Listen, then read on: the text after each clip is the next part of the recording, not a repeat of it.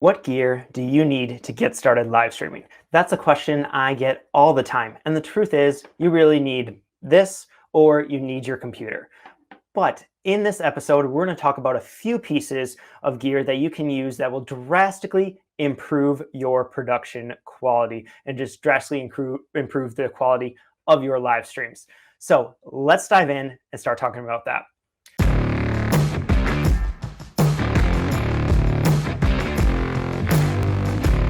Hello, everyone. My name is Nick Palkowski, and I would love to know where you're watching from. First of all, leave that in the chat. I'm here in Madison, Wisconsin, so let me know where you're watching from. I would love to hear that. And again, my name is Nick, and I am very excited to be hosting my first episode in partnership here with BeLive. I'm very excited about this show. We're going to be live every single Thursdays at 9 a.m. Eastern Time. So for those of you who don't know who I am, I actually spend a lot of time on the other side of the camera here, really focusing on the production side of live streaming. I am basically a virtual event production manager. And prior to 2020, that really meant taking a bunch of in-person events that are live on stage and bringing them online for other people around the world to be able to experience. Super excited, always enjoyed that. But that's really what that kind of looked like for me was that in-person going online. And then now in 2020, it was a lot of remote events and helping people run those remote events. And now, of course, we're kind of swinging that the other direction and helping more people figure out how to incorporate live streaming into their business, whether it's purely running live stream shows like we are here on BeLive, or whether it's taking their event and bringing it online in some way, shape, or form. So I'm very excited to be here talking to you. And really that's leading into what these weekly shows are going to be all about. And that is kind of the production side of live streaming. We're going to be talking a lot on gear, a lot of tech, and just how to improve the quality of your live streams, whether you're a solo person, using BeLive in your little corner of your kitchen, or you're doing a little bigger event or bigger production or workshop, or wanting to take your business and just get it online in some way, shape, or form. We're going to be talking about how to increase the quality of your live streams every single week. And before we dive into this week's topic, I want to quickly mention one of the biggest things that can help improve the quality of your live streaming is using something like BeLive. This is a great platform, and I want to really encourage you, if you haven't yet, to go and check out BeLive by heading over to nickpolkowski.com/BeLive. You can sign up there and learn a little bit more about just BeLive and what it is and how to actually use that. So huge thanks to them. But now let's jump in and talk a little bit more about this starter pack, about this gear that I think that you should be using. So one of the tricky things with this live streaming is that you can be using your live stream in so many different ways. It could be everything from running a cooking show. It could be how you launch different products. You could be outside showcasing things. There's so many different aspects of live streaming that you could be using that it makes it tough to kind of narrow it down to just 3 pieces of gear. So what I decided to do was talk a little bit about some 3 different categories. And I want to always make sure that these shows are kind of applicable to people who are just starting out, have really no idea what they're doing, or people who have been live streaming for a long time and have and are looking to just continue to improve their production quality. So what I'm going to do here in this episode is talk about 3 different categories of gear and equipment that you should really consider. And I'll give you a couple different options depending on budget, depending on what you're looking to do. Because honestly, the perfect setup for one person who, maybe in studio doing interviews with guests and wanting really high production quality, that their perfect setup is going to be drastically different than someone who is trying to be traveling and doing live streams while traveling. So I want to be sure to touch on different ways that we can do all of that, no matter what type of stream you're going to be using. So let's talk about that first category, and that really is stabilization. That's going to be one of the key things. You have to have some way, shape, or form to actually showcase your video. You have to have some way to keep your camera and everything there so it's stable, so you can do a really nice job in terms of presenting your video. And stabilization, that's going to be a big thing to prevent that kind of shaky cam if you're just trying to hold your phone the entire time. So we could be talking about something like a gimbal. But within that stabilization piece, I also want to talk about just framing in general. You're going to notice right now how I am kind of towards the top of the frame. I am looking directly at the camera. I have it kind of at eye level. So often, I'm sure we've all been on Zoom meetings. Let me know in the chat if you've ever experienced this before, where you're on a meeting and that person, you're basically looking up their nose, or their framing's all off. You can only see half their head. Just things are all kind of a mess. You want to make sure that is not you, because when you have proper framing, it's going to look more professional. Your stream is going to look higher quality when you take time to really figure out what that looks like. And honestly, that's your head mostly towards the top of the screen, relatively in the center, and the camera at about eye level. So for many people, that's going to mean grabbing some sort of tripod. But let's back up a second and let's talk about what to do if you are actually someone who is using the built-in camera on your computer. Well, really the big thing you should be doing, or big thing you're going to want to look at, is finding a way to raise that camera up. It could be, if it's on your laptop, they make laptop stands. So bringing that stand, kind of putting your laptop on a stand and raising it up so that camera is at about eye level. I've never really used one of those, but they do make like essentially tripod stands that will raise it up to that level. If you have some other built-in camera, it could be simply going and grabbing some books and just putting those books down and getting your camera at least a little bit closer to that eye level. And you might not be perfect, but the closer you can get, the more you can raise that up, the better. Now, if you have a detached webcam or a DSLR, or if you're using your phone, then for you, I would recommend really jumping in and using some sort of tripod. It can be a very cheap tripod for a lot of these things, especially if it's a webcam or something like that that's not very heavy at all. All it has to do is raise things up. It could even be grabbing some sort of light stand. Now, I didn't mention this earlier, but I do have a little guide that I put together with a full list of everything that in order to help you find all these products, all these pieces of gear that I'm talking about. So in it, I'll have a link to a cheaper tripod. I'll have a link to a desktop light stand. That can work really well, especially if you have enough space on your desk and you just want something fairly cheap to put your webcam on, or to mount your tripod or mount your phone to, which we'll talk about in just a second. But you can grab that gear guide by going to nickpalkowski.com/001, 001, and then you'll grab that guide there. And again, it has everything listed that I'm talking about is going to be listed in that guide. So really recommend you go check that out. But let's talk a little bit more about, so we mentioned if you have a webcam, you're going to want some sort of tripod or some sort of light stand. But now what if you have that phone? What if you're using the phone as either as your camera or as your sole streaming device? If you're using BeLive, the mobile app, what do you do? How do you attach that? How do you make sure you're not walking around or having to hold this for 20 minutes while you're going live? Well, that's where I really recommend a product like the Glyph. This is my favorite. They make tons of different tripods, adapters. Like there's all kinds of phone tripod adapters, but I really love this piece right here, the Glyph. It's from Studio Neat. Again, that'll be linked in the guide. But this is just a really cool product that allows you to kind of snap your phone right in there. There's a little, it adjusts to any sort of phone size. It's also going to have, you can attach things like a cold shoe mount that allows you to attach a microphone, which we'll be talking about more later. You can attach it to any sort of tripod. So I really recommend, this is something that I would probably invest in rather than just you can get a cheaper tripod, but I would get something nice like this if you do plan to use your phone. And again, this is around 30 bucks or so. I don't remember if that's exactly what it is, but I would say right around there, you can get the Glyph without the cold shoe mount, but those are actually pretty cheap as well. You can find those. And it has a couple different spots. So you could have it as, you can do portrait, or you can do landscape. Whatever your preference is, you're going to be able to use that with an adapter like that. So I really, really like that adapter and highly recommend it.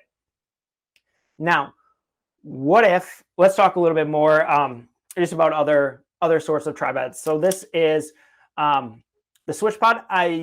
This might work for you, this might not, this might be still too low, but as you can see, like something like this with a nice little ball head. And again, you can just simply attach the glyph right to that. And then you have a very awesome tripod. And this could be perfect if you are sitting at your desk. This could be the exact height you need. Go look around, find a tripod that's going to work for you, and use something like an adapter. My personal favorite, I wanted to talk a little bit about my personal favorite tripod, and that is this right here, which is the Peak Design Travel Tripod.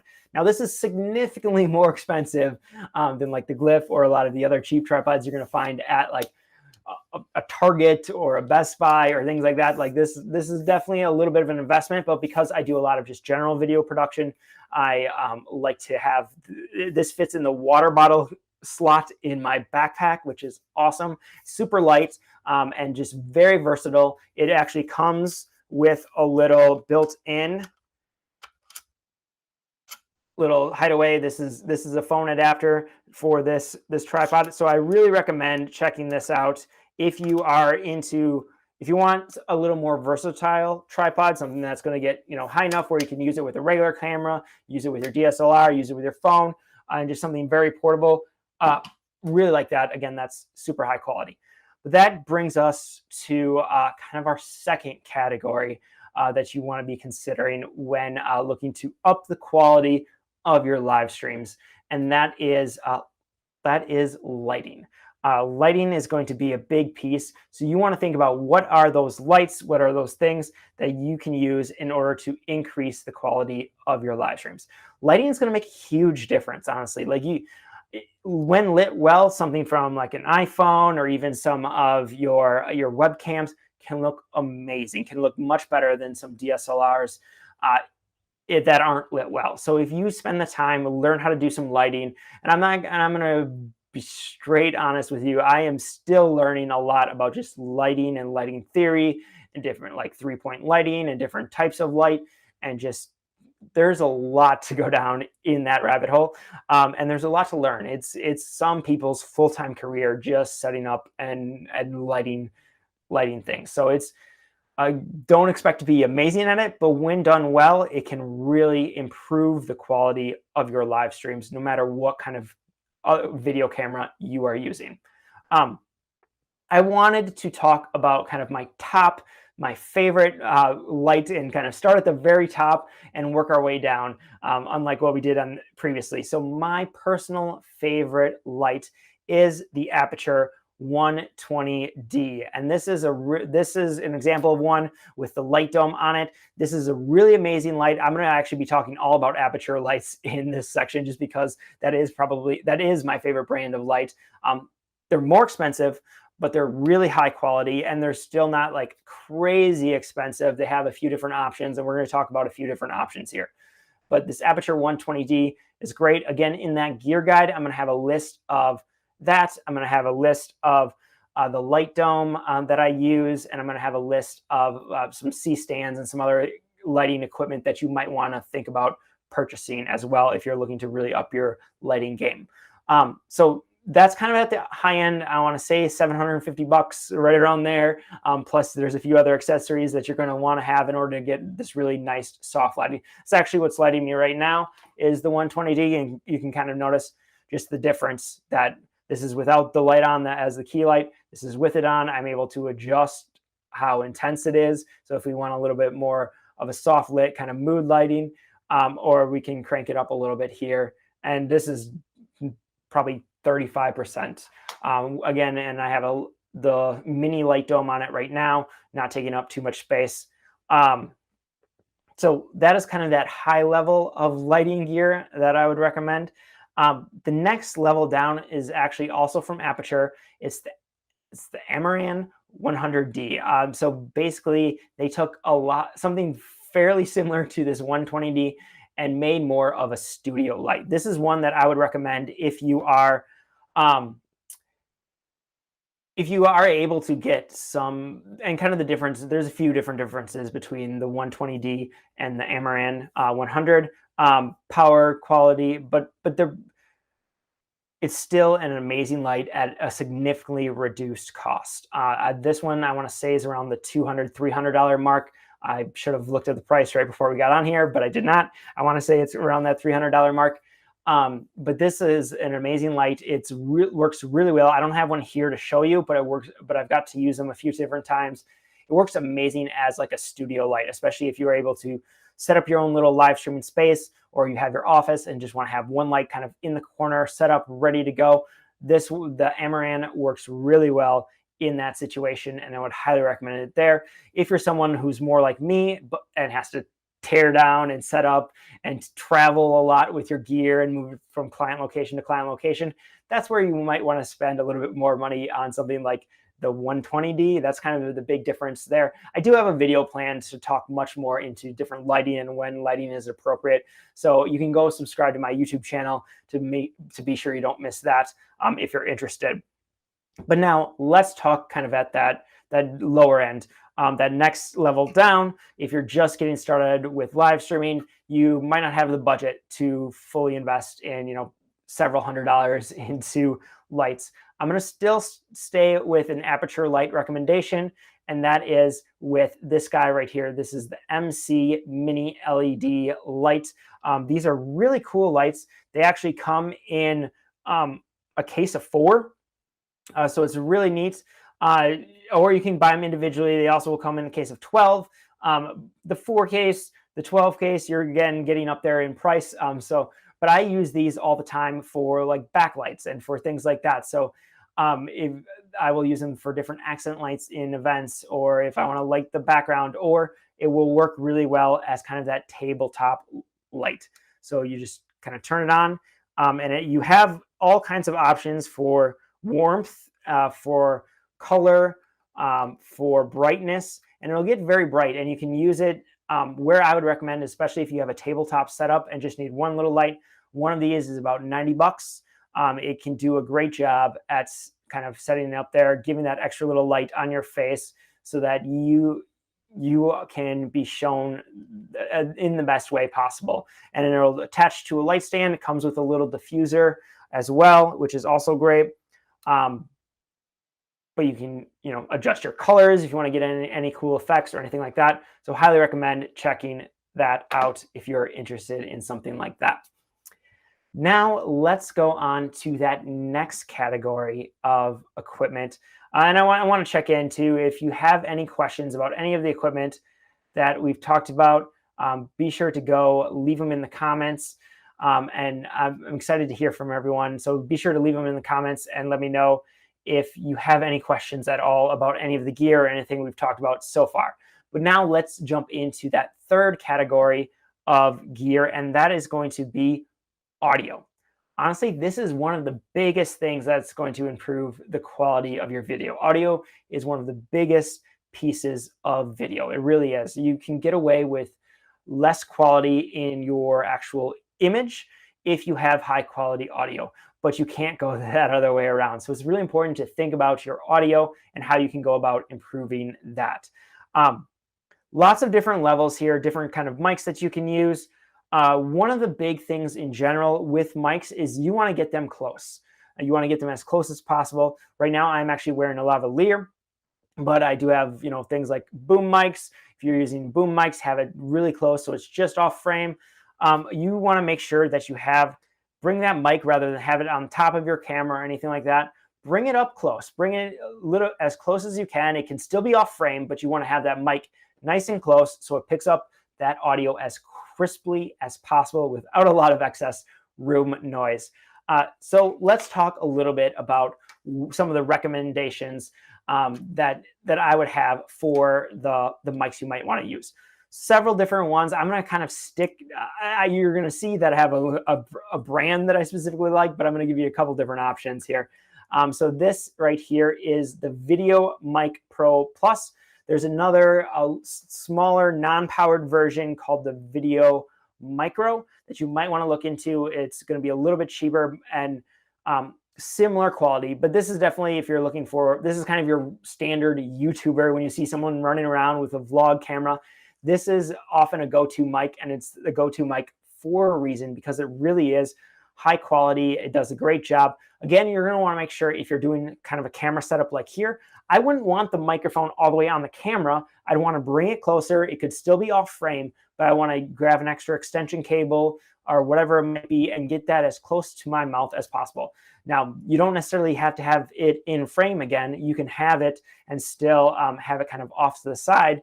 But that's going to be a big thing to help improve that mic quality, is, again, have it closer and buy a nice quality microphone. And I'm going to check some comments here. And yes, Nancy, that is the Video Mic Pro Plus.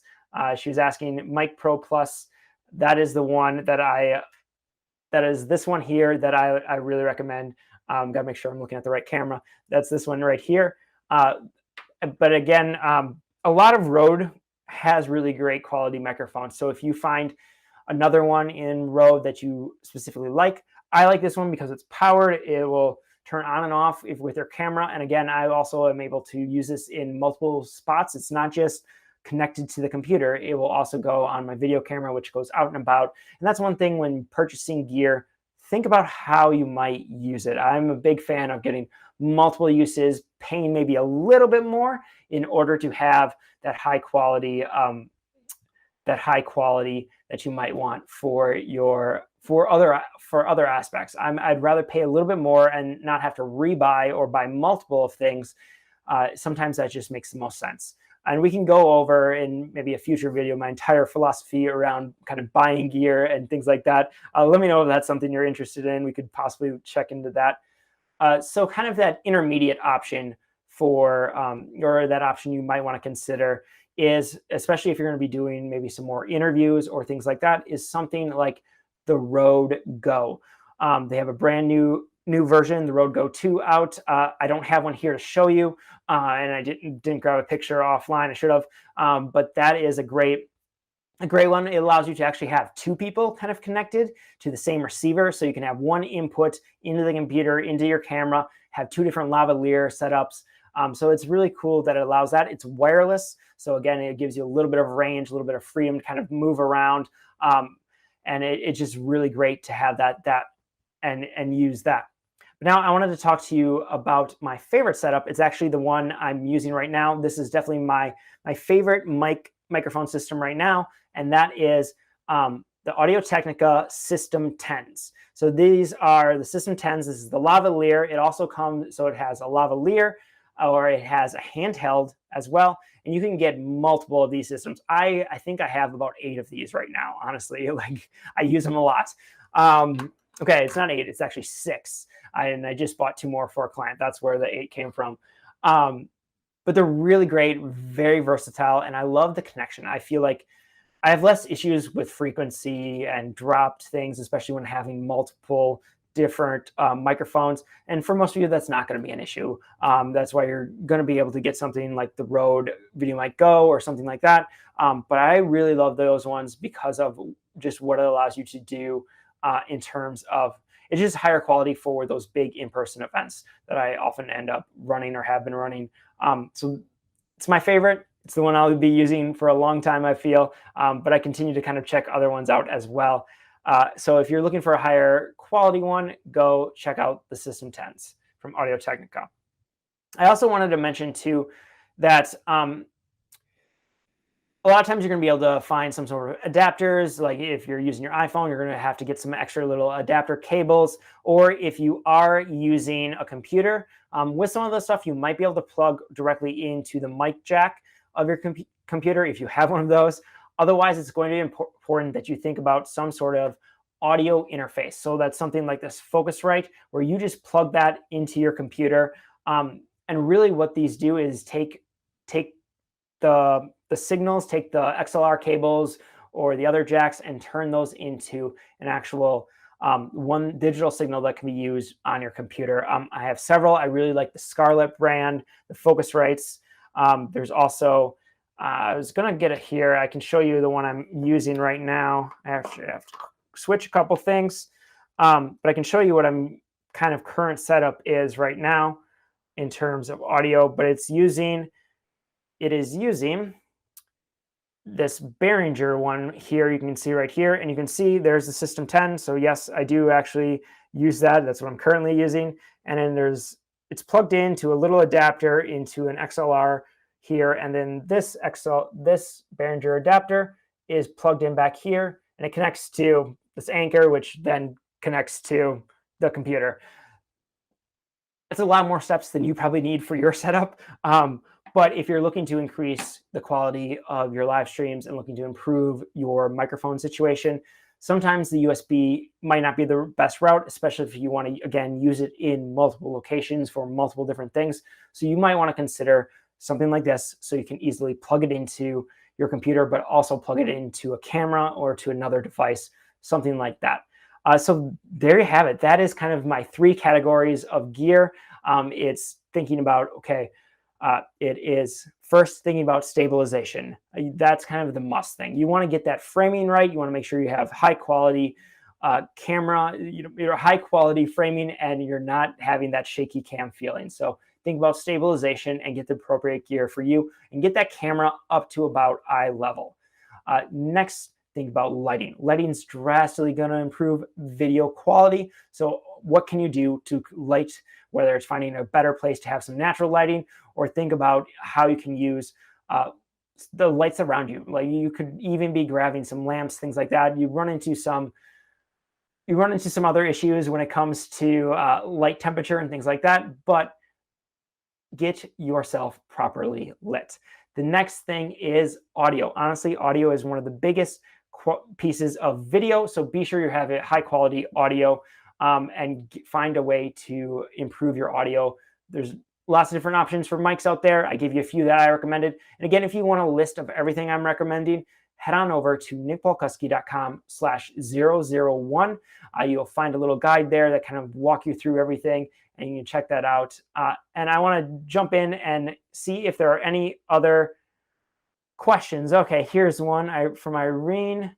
Thinking of using an XLR for voiceover work, what's the best audio interface that's not so expensive? So first option would be the Scarlett Focusrite. That is one that I really like. And you can get the Focusrite Solo, or you can get the 2i2. Behringer also has this one. I would say this one's probably cheaper, the Behringer. The quality might not be as high a quality. It's also only one input. And it's just a little more, I found it to be a little more finicky, but once you get it kind of dialed in, it is pretty set and ready to go. So it's the Behringer Euphoria UM2 is what the actual name is of it. But honestly, if you just look for Behringer XLR interface, you'll find it. But again, I really like the Focusrite brand. If you're looking kind of for a brand, they're relatively high quality. If you want to go really expensive, then you're looking for something like the Premix 3 or something like that. Hopefully that answers your question. And I really want to thank everyone. Again, this was my very first show here on BeLive, so I want to thank you for tuning in. If you're interested in learning more about BeLive or trying out a subscription there, trying out BeLive, head on over to nickpalkowski.com/BeLive. You can sign up there. Thanks again for tuning in, and be sure to tune in next week. We're going to be live again here on Thursday at 9 a.m. Eastern. It's 8 a.m. Central Time and all the other time zones. So thanks for tuning in, and I look forward to seeing you soon.